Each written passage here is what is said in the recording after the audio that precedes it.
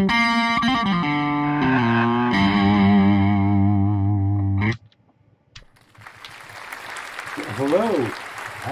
Hi, how's it going? It's good to see you, everybody. Welcome to the exam review. It's great to see you, great to see you. Ah, yes, that was fancy. I am definitely a fancy person now, Leanne.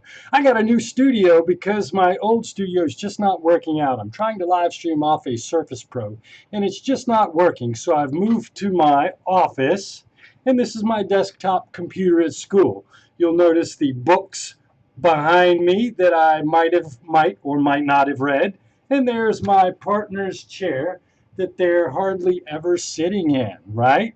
So I just wanted you to take a look at my new setup. I took a picture of it so you can see all the computers I got going on, right? Pretty freaking impressive, huh? You like that? Nice. I've got the laptop in the middle there where I'm live streaming. I've got my monitor on the right where I can pay attention to what's going on in the broadcast, and then I can type in my little Surface Pro there on the left. So you got to admit that is pretty stinking impressive, right? Wouldn't you agree, folks? Wow. Wow. Uh-huh. No kidding. But you know what? Enough of that. Let's talk about what we got going on today, which is an exam. How many of you, oh, come on. How many of you are excited about the exam? Come on, don't have that kind of an attitude. Let's go ahead and get excited about this. Come on now. You're going to enjoy this exam. It's a great learning experience. Okay, good enough. Well, I'm glad to hear that you are excited. So let's go ahead and talk about the exam. All right. So you'll notice I've got the PowerPoint presentation is already attached to the live stream link, which is in your exam folder. So when you go to your exam folder to see the exam and the exam password, you'll notice at the top there is a link, which is where this recording will be until the end of time. Attached to that recording is the PowerPoint presentation that I am using today. Is part of my head really cut off? There we go. How about that? Is that a little bit better? You like that? Now you can get there you go. All right. It's just Leanne's problem. You know her. Okay, so remember we have got 50 questions, 50 minutes, mostly multiple choice, and some true and false. And you know what? I just can't say whether or not there are any short whether or not there are any answer questions. Whether or not there are short answer whether or not there are any answer whether or not there are any answer whether or not there are any answer whether or not there are any answer whether or not there are any answer whether or not there are any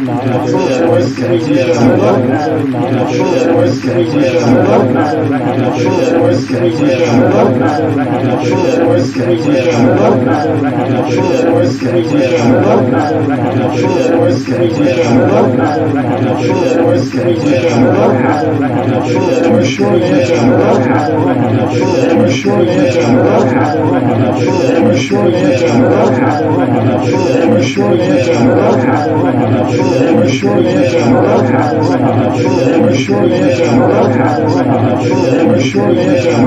whether or not there are any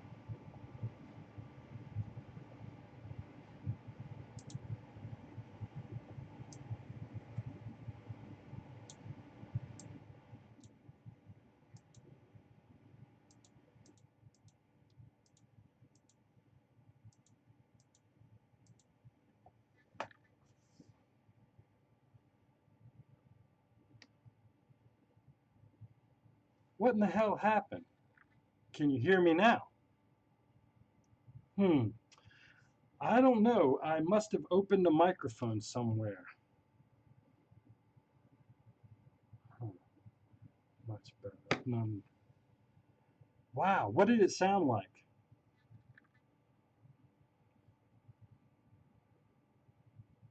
I looped tons of times. I've got a microphone open somewhere that I don't know about. So We got to figure out what the problem was. A never-ending maze. Oh God, that's horrible. Same. Wonder where that came from.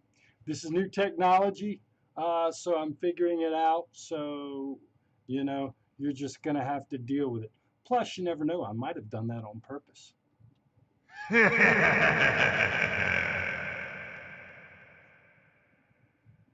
You just don't know. So let's go ahead and get started. Okay, so I'm working on my new sound effects. Might have a problem here or there, but we'll get better. Let's go ahead and get started. Okay, chapter 9, motivation. Motivation. So, if you remember, we talked about motivation and emotion for this chapter. For chapter 9, we've got 12 questions, and several of them are going to be general questions about the different types of theory. So, what's a satisfaction of needs theory? What's a drive reduction theory? What's an optimal arousal theory? Also, I'm going to ask you to know a little bit about specific details within each of these three different types of drive theories. So I'll expect you to be familiar with Maslow as well as the need for achievement. All right. When we talked about drive reduction, we talked about all the different brain areas. We talked about the hypothalamus responsible for eating behavior, and we talked about the three hormones associated with hunger and eating behavior. Can you kind of go over the? No, I'm maybe at the end of this, Leanne. Maybe at the end of this. I don't have it on my PowerPoint presentation right now, but maybe I'll go over. Actually, you know what? Hold on. Let me find my PowerPoint presentations. Do do do do. There's a cool thing about being in my office. I've got this cool computer to look at. Let's see. What did I say? Which one? Okay, yeah, this is the one right here. So I think I was talking about the ghrelin. We were talking about not insulin, but glucose levels. Oh, great. It's going to jam up on me. That's nicely done. Technology sucks sometimes. I just can't seem to figure it out. Is everybody getting a good stream of me? Because it looks like I'm paused over here. All of you are seeing me, right? Okay, fantastic. Come on, where's chapter 9a? Glucose, leptin, and ghrelin. Absolutely. So I'm going to want you to be familiar with those three hormones as well. Okay, let's see. Now you've got me opening too many windows, Leanne, and I'm lost.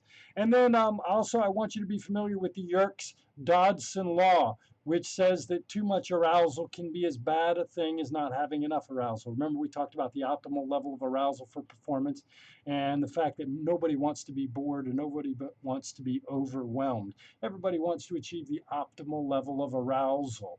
And I suggested to you that human performance is improved when we are at our optimal level of arousal. Why are you confused now, Etta? Why are you confused now? I'll go ahead and wait for you to type that answer in while I move on. Now, also, I also define an emotion, the uses of emotions, and we talked about three classic theories of emotions. I have examples of at least two of these three theories of emotions, where you have to tell me which classical theory we're using based upon the example that I give you. Remember, James Lang is where the body has a physiological response. The brain reads that and gives you the final emotion. Cannon-Bard says the cognition and the physiological response occur at the same time. And Schachter says that a lot of emotional responses have the same physiological response. What we do is we look to our environment and interpret our emotion based upon the social setting. Does that make sense? Excuse me, you're right. I'm sorry, not a glucose. I used the word hormone to refer to the other two, and glucose is not a hormone. Excuse me. Very good point. I did not mean to say that. That was me being sloppy with my language, Etta. Very, very good. Thank you for catching me. Again, like I said, folks can't trust me. I'm only your teacher. Can I give examples? So Fred, Fred's Fred sees a snake. His heart starts beating fast and his palms get sweaty. Based on this physiological response, Fred becomes cognitively afraid of the snake. Which model, classic model of emotions, uh, does this does this support?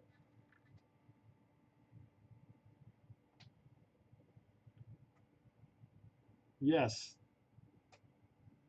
Schechter. Actually, I was trying to get the James Lang. If I say that the emotion automatically leads to the cognitive label, like they are one and the same, you would say James Lang. If I say you have the physiological response, Chris, and you then look to the environment and interpret the emotion based upon your social situation, that would be Schechter. I'm not sure if the difference makes sense. I hope that makes sense. I do want you to know the characteristics of emotion, valence, and energy level. Okay. Now, this is the definition of the emotion and the purposes of emotions. They regulate our behavior and they also regulate social interaction. Here are the brain areas associated with emotion. Remember, an overarching theme of this entire class is that you should know the function of multiple areas of the brain. So every time you are given a chance in this class, you need to learn the biological area associated with the emotion.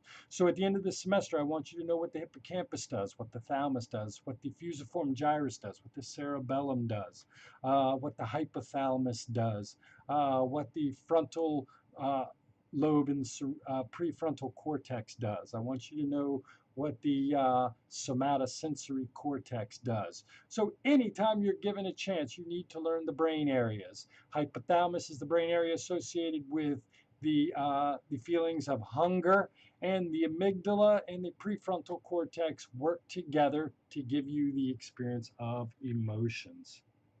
I know, Riley, isn't that the coolest word? Fusiform gyrus.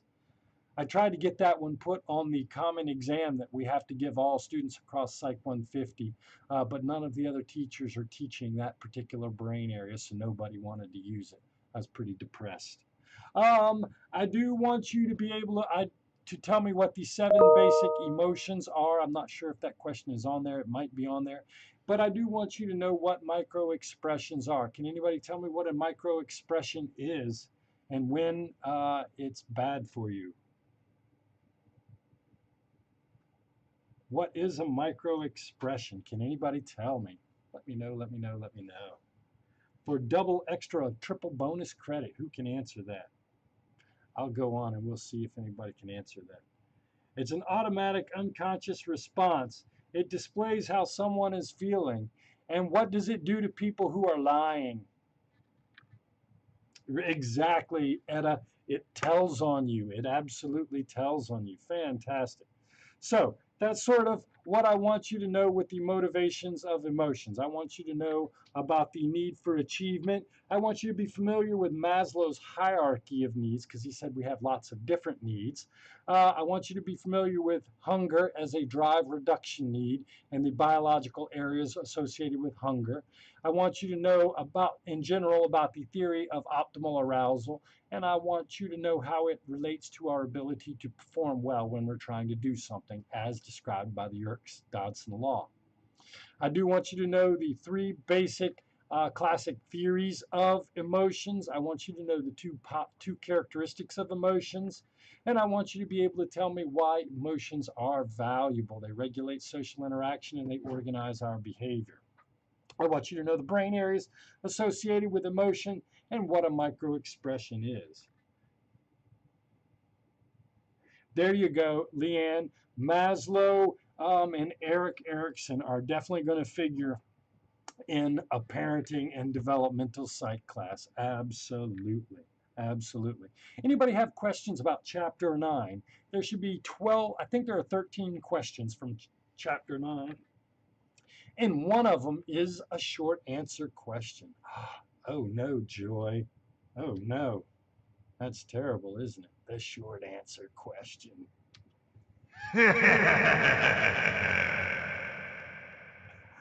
Oh boy, I kill myself sometime. Okay, so let's talk about chapter 10. Oh, you guys haven't seen anything yet. Next semester, I'm going to have myself at least 50 different sound effects that I can add to this lecture. That was about the short answer, right? Okay, so chapter 10 is all about the biology of sex. I want you to know what the SRY gene is responsible for. I took it off this PowerPoint. It's on the other PowerPoints, but I want you to look it up yourself. I want you to know what the male sex gland is and what hormone it produces. I want you to know what the female sex gland is and what hormone it produces. Can somebody tell me what the female sex gland is and what hormone it produces? Can anybody tell me that for triple double credit that I'm not going to give you? And can anybody, for that matter, tell me what the SRY gene does? What does the SRY gene do? Yes, and estrogen. Very good. What is the SRY gene?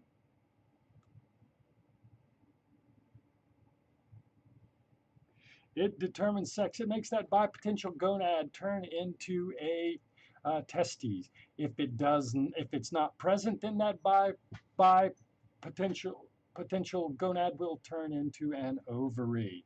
I want you to know the difference between primary and secondary sex characteristics. Can somebody tell me what a secondary sex characteristic is? And can somebody tell me what a primary sex characteristic is? And then I have two questions related to sex-related disorders on this exam. I will give you the descriptions of two different sex disorders, genetic sex-related disorders, and you will have to identify them based on the description. Primary is the sex gland. Secondary is the characteristics related to puberty. Yes, like the changing body shape, armpit hair. Absolutely. Primary body hair, secondary primary would be gonads. Good job, Kirko. And I want you to know the difference between biological sex, gender identity, and I want you to know what gender role socialization is. We also talked about the times when gender and biological sex do not line up. So we talked about different kinds of gender identities. And I have, I think, one question which tests your understanding of the different gender identities. Yes. They made me approve your statement there, Joy Ratzman, apparently saying sex organ is not something that is unilaterally allowed on YouTube. So they thought you were being dirty when you were just being scientific. Good job, Joy. Okay, any questions about that? So I got a question about the SRY gene. I got a question or two about the sex glands. I got a question about the difference between secondary and primary sex characteristics. I have two questions related to sex-related disorders. I got a question on gender identity, gender role socialization, and a question on differentiating among the different types of gender identities. Uh, Oh, no, Site 241 is already filled up. You got to be kidding me. I will see what I can do, Leanne, because I know you are interested. Tell me when you can sign up, Leanne, and I'll propose the course like 2 days before you're eligible so that you can sneak in my class. I am gratified to know that some of you are taking the developmental psych class. Anybody, anybody in the review session taking the class right now? Are any of you planning on taking developmental psych with me? Okay, so 50 questions with 40 minutes. Would you like it if I made it shorter, Nicole? You probably won't, Kirko. It's already full, boss. I added myself already. Fantastic. What do you think? I mean, seriously, 30 seconds a question. Shouldn't that be? That's how much I give you on the neuromatrix. So 50 questions. I should give you 25 minutes. Don't you think that would work? Nicole has zipped her mouth. Yeah, you can go ahead and type whatever you want, Nicole, but they're not going to let you print it on YouTube. Okay, So that's the first 25 questions. 13 questions on chapter 9, 10 questions on chapter 11. There are no short answer questions in chapter 11. Okay? Okay, so a slow reader. Okay, 25 minutes. Oh, no, no, no. Okay. You know what? I'll think about it. I think I gave you 50 minutes for the last exam and everybody did well enough, didn't you? Okay. So, 13, so we have 13 questions on chapter 11, which is stress and coping. Oh, wow. Wait a minute. Uh-oh. Huh. It's not on here. I didn't put it on the review sheet, but there is a general question asking you what to identify what a health psychologist does. There's actually a question asking you to identify what a social psychologist does. So, by the way, there will be two general questions on subfields, identifying developmental, or excuse me, health and social psychologists. I want you to know about the biopsychosocial model. That's the slide that I do not have on here, and I'm not sure why it is missing. Um, but that's the model that says our health is really a product of our genes, our personality, our psychology, and our social situation. So I want you to be familiar with that. We then talked about, wait a minute, I know what's missing, a whole freaking slide about the stress process, about the general adaptation syndrome. Why is that not on here? Hold on, folks. Let me check one time to see what's going on. Let's see, exam 3 review. Huh. I must have accidentally deleted that slide. That's great. I deleted that slide out of the review sheet. Uh, but I do want you to know about the general adaptation syndrome. I want you to know the hormones associated with the general adaptation syndrome. Oh my goodness, I can't believe I don't have that. Ah, let's see. Oh, wow. Yeah. So I'm going to want you to know what well being is. I want you to know what well being is. Crap. I'm sorry I don't have this on the review sheet. Oh, I want you to know the difference between major life stressors and daily hassles. Write these down because they're not on the review sheet. I am so, so sorry. What happened to that sheet? I do want you to know what the autonomic nervous system, and I do want you to know the difference between a sympathetic nervous response and a parasympathetic nervous response. It is, wow, let's see, 4. Let me see if I can actually pull this up. Give me a minute and I will get you this image. Okay? Let's see, it'll take just a second. It'll take just a second. Teaching, coursework by semester, fall 2020, Psych 150, lectures, Chapter 11A, Chapter 11A, slide number, there you go, right there. Okay, so boom. Uh, there you go. Uh-oh. Right above that. Okay, do you remember this part of the lecture? Do you remember me talking about this, the autonomic nervous system? It's that part of your brain that's connected to your amygdala and your hypothalamus that activates you in times of fight or flight. Do you folks remember that? Okay. I want you to be familiar with cortisol as a stress hormone, adrenaline as a stress hormone. Okay, are you familiar with that stuff? And then I also want you to be familiar with the general adaptation syndrome described by Hans Seeley. Remember, he talked about the alarm stage, the resistance stage, and the exhaustion stage. And he argued that when you're stressed out for too long, your body's immune functioning, which rises to protect you for a long time actually runs out of energy, and you actually become more susceptible to illnesses and viruses as a result of chronic stress. Does everybody remember that? Do you folks remember that? Okay, so I've got like 3 or 4 questions on those two uh, points. So I do want you to be familiar with that. Have I lost anybody yet?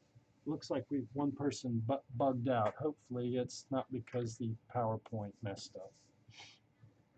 Okay. And then I wanted you to know about stress as a mental construction. I suggested to you stress isn't a thing, isn't an experience. It's the way you think about it in your mind. And we talked about Lazarus's model of of uh, of stress as a mental construction. And I suggested to you that we experience stress only when the primary and secondary appraisal tell us we should experience stress. On the test, I'm going to ask you to know the difference between a primary and secondary appraisal. I have some questions asking you the difference between problem and emotion focused coping. Which one is which one is good and which one is bad. I do want you to know that being married has a protective buffer, acts as a protective buffer against stress related poor health.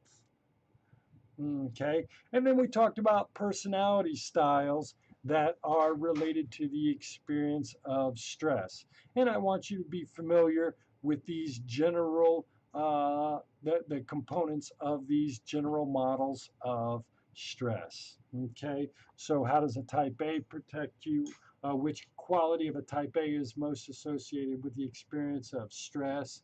And what's the difference between optimistic and pessimistic kind of people? Can I give examples on the appraisal? Okay, let me go back. A primary appraisal is when you decide whether or not something is a threat, a problem, or a challenge for you. So, Nicole, you have an exam that's coming up in this class. That is a challenge that has been placed in your way. And the first thing you notice is that you have to prepare for it because it's a challenge.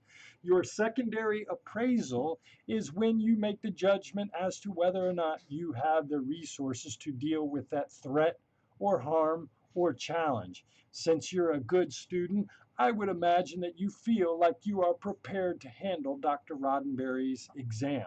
Because your secondary appraisal is that you can cope with this stressful item, you are not going to experience a lot of stress. On the other hand, if you thought that this was a challenge and you felt like there was no way you were going to pass this test, you would you would experience a lot of stress. So your secondary appraisal is what determines whether or not you experience stress or not. Is that the question? Secondary is deciding that you have the resources, not dealing with it, Leanne, but deciding that you have the resources. Okay? So, for example, if I found out that I was going to be quarterbacking the Cowboys this week, and frankly, I think they're looking for a cowboy. They're like six-string cowboy. If I knew that I was going to have to suit up and quarterback the Cowboys, I would be totally stressed out because yes, it's a challenge. Because B, I feel totally unprepared. If I knew that I had to give a big YouTube live stream on Monday, yes, I would be challenged, but I feel pretty confident about my ability to live stream, so I wouldn't feel that stressed out. There you go. Second is whether or not you can step up to the challenge, my friend. And you know what? There are different ways of coping with stress. And you're we On the exam, I'm going to focus on the difference between problem focused and emotion focused coping. They're both reasonable strategies to deal with stresses in your life. Sometimes, if a stressor is going to go away, if it's temporary, if it's not something that is going to permanently harm your life's outcomes, you can just try to deal with the negative emotion caused by the stressor. So you had an argument with your husband, wife, boyfriend, girlfriend, or whoever. What you may do is go walk and take a walk and cool off and relax and come down from that stressful event. If you're in-laws or your mom comes to spend the week with you at your apartment and you get totally stressed out when your mom is there, you might decide to play video games to reduce the stress. Now, emotion focused coping is when you cope by just trying to change the emotion of stress. And that's what happens when you take a walk, you do yoga, or some people drink or play video games. And it's all to remove the emotion that's bothering them, right? Now, problem focused coping is what we should do when problems are persistent, are not going to go away, and stand in the way of our being a productive person. So, for example, one way to cope with this test is to actually study and prepare for the test. That's called problem focused coping. Now, some of you are going to prepare for this test using emotion focused coping. You're just not going to think about the test so you don't get nervous. You'll just wait till Monday night and take the test. I would argue in this situation, you need to engage in problem focused coping as opposed to emotion focused coping. Okay. Riley, the different purpose styles. Okay. Okay, right. The different coping styles. Okay. So there are different. There have been different applied settings where people have identified personality styles that might make one more susceptible to stress. All right. Probably the most famous one occurred with heart patients back in the 80s. As Dr. Rosenman noticed that some of his heart patients tend to have persistent heart patients, and some of them tended not to have persistent heart patients. And he identified this thing called the type A personality. And these are the people who are impatient, competitive, and aggressive. And these characteristics taken together are called a type A personality. And people who experience type A personalities are more likely to experience stress based upon stressors. Type B personalities, not as liable to experience the negative effects of stress. Now, what's the most important part of being a type A personality? Because I'm an impatient person, I'm a competitive person, but I would argue that I'm not a hostile person.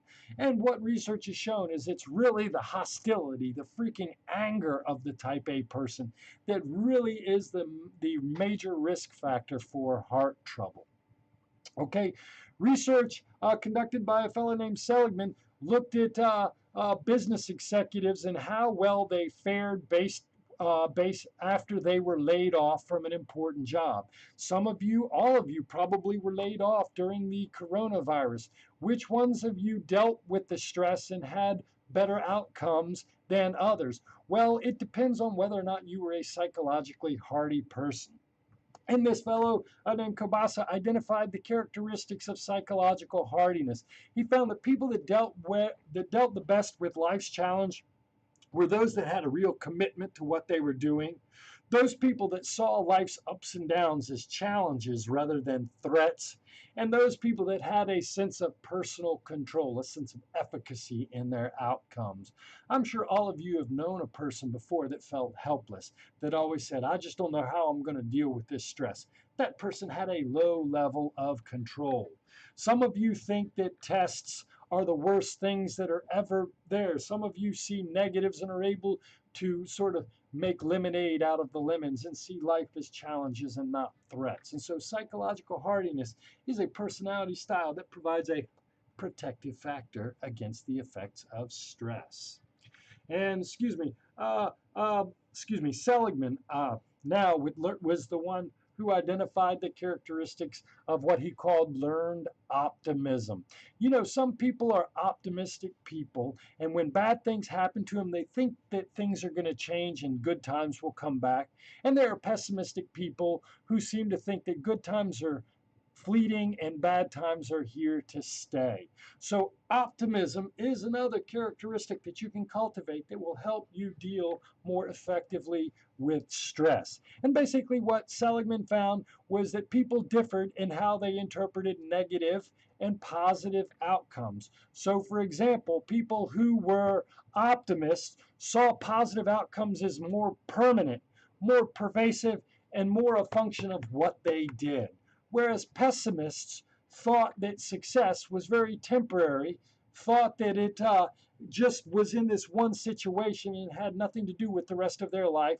And they tended to think that they had good outcomes because they got lucky and not because of anything they did. Okay? And you can turn that around for negative events. The optimists thought that bad outcomes were very temporary, were just a small failure in a sea of success, and tended not to take these failures personally. You know what? It wasn't me, it was something about the situation. Whereas your pessimists tended to take the exact opposite interpretation. Bad events always happen to me, they happen to everything I do, and it's because something's wrong with me. And so optimists tend to deal better with stressful events and cope better with stressful events than pessimists. Okay. I like tests better in this. Okay, da da da da da da da. Tests are the worst thing ever, right? But you know what? You have to just think of them as a challenge, something you can overcome, something you can win. Don't think of them as the boogeyman. Because then you'll have a stressful response, and you don't want that negative response to stress, right? Okay. So, no, that will never get old. I only have several jokes, and so I'm like a dad. You know, old dads, we get like 3 or 4 jokes, and we just keep hitting those jokes over and over again.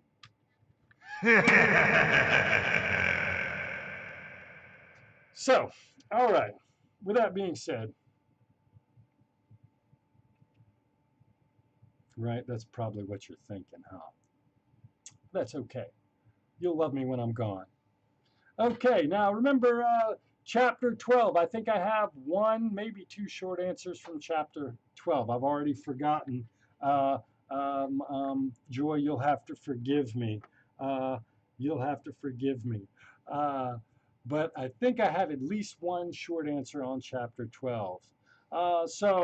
There are questions asking you to differentiate between a situational attribution and a personal or dispositional attribution.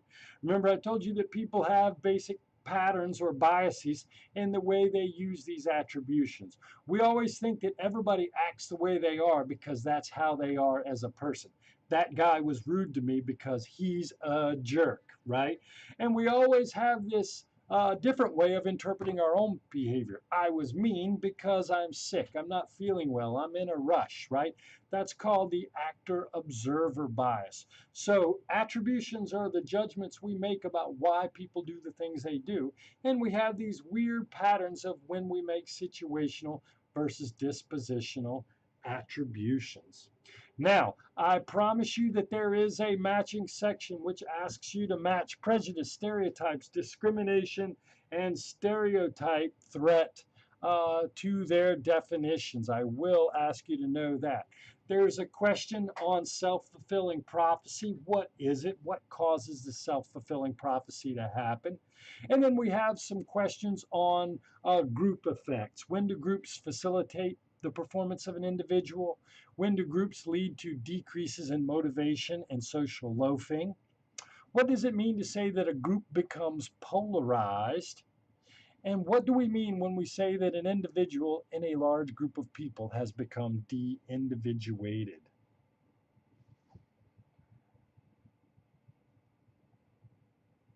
I would agree with that, Chris. I would certainly agree with that. But you know, the weird thing is, if you think about it, if you think that people are basing their behavior on situations, then it becomes very hard to predict people's behavior.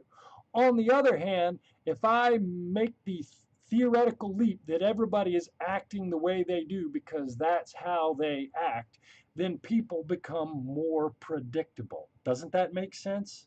Right? So actually, it kind of gives me a sense of security to think that people act the way they are because of their personality style. That makes people far more predictable, if you will. Okay. I'm going to ask you about persuasion. There's a question on the mere exposure effect. And I want you to know when people use the central rate to central route to persuasion and the peripheral route to persuasion. So I suggested to you that research suggests that sometimes people focus on the actual content of their beliefs, and sometimes they make judgments about their attitudes based on things that aren't really relevant to what they should be deciding, right? And so when we use peripheral cues, I look at the fact that a person has been told to me to be an expert, or a person is wearing a nice suit, or they look like me, or they're an attractive person. Any of these things can make me be more persuaded by what you're telling me. But those are peripheral cues that come from low elaboration of the message, and they lead to shorter term attitudes. On the other hand, if I am both able and motivated to process what you're saying, most people's attitudes are shaped through the central route to persuasion, which is where they actually look and think about the arguments that you are using to persuade them with.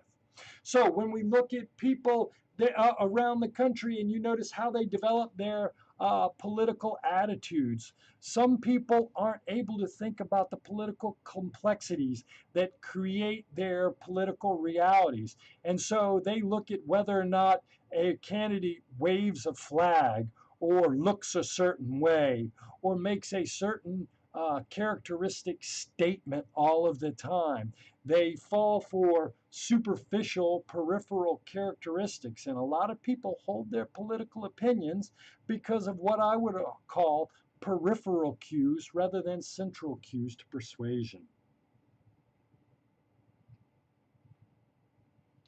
I would definitely, okay, good question. I would definitely go over the PowerPoints because I selected the PowerPoints based upon the quiz questions, but I would also go over the homework questions because I modeled some of my questions after them.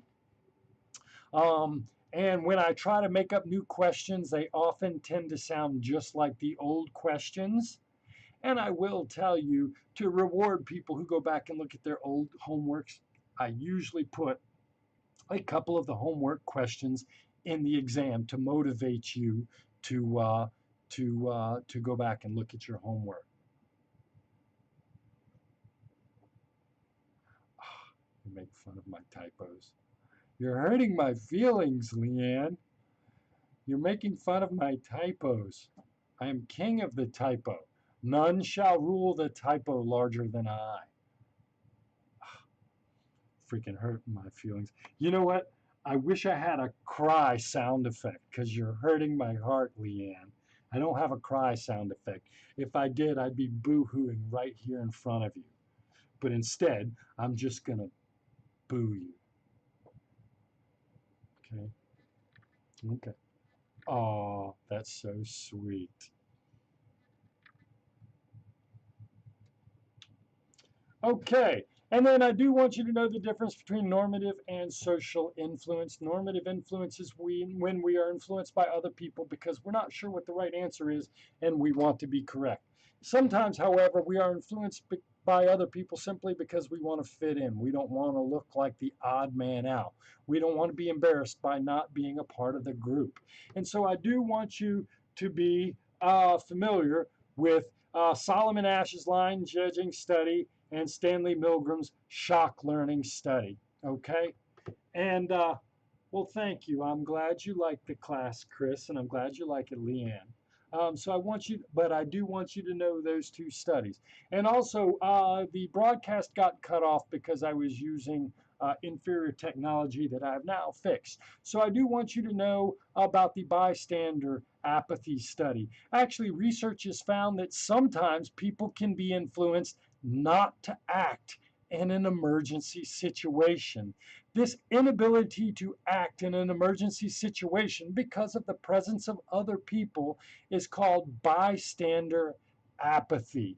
And it's all based on the research by two fellows, Bibb and Latané, who did all these really cool experiments where they created fake emergency situations and put people in these emergency situations either by themselves or in a room full of Confederates that didn't respond to the emergency situation. And what they found was that when people were confronted with an emergency like smoke or somebody getting hurt or somebody stealing a wallet, If nobody else responded, people were less likely to respond, showing what Bibb and Latané called bystander apathy. And they also talked about why people are less likely to help in a group situation. And the weird thing is that emergencies are often ambiguous. You know, you see a man and a woman arguing, and the man grabs the woman's arm, or she grabs the man's arm. Uh, you know, is this emergency? Do you really need to get involved in this? Or is this just two people who are emotional arguing, right? Sometimes emergencies are a little more ambiguous than you would think. Then there's this thing called the diffusion of responsibility. If there are a bunch of people around, we can also often remove the responsibility from ourselves and distribute it around to the people with us so that we aren't as responsible for that individual behavior. And you know what? A lot of people are really embarrassed at the thought of looking like a fool in front of a group of people. This is the absolute worst thing that people driven by peer pressure can have happen to you. I don't know if any of you have made a fool of yourself in front of a bunch of strangers, but it is painful. And so the reason that people are less likely to engage in helping behaviors when confronted with an emergency in front of a bunch of other people is because of these three reasons. Okay, so yeah, I've upped my game has really risen a level, Riley C. You won't believe it. I'm getting super duper cool. In fact, did I show you? Did you folks see the new bumper that I'm doing for my announcement? Did you guys see that? I got the new little rock riff.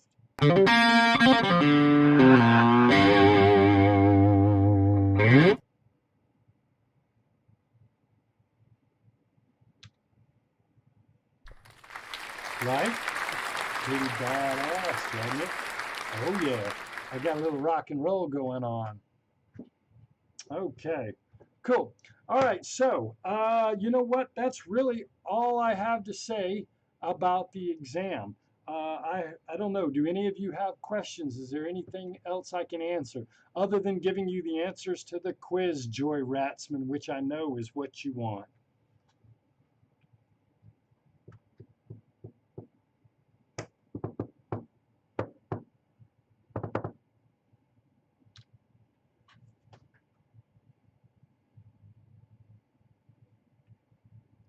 Okay, cool.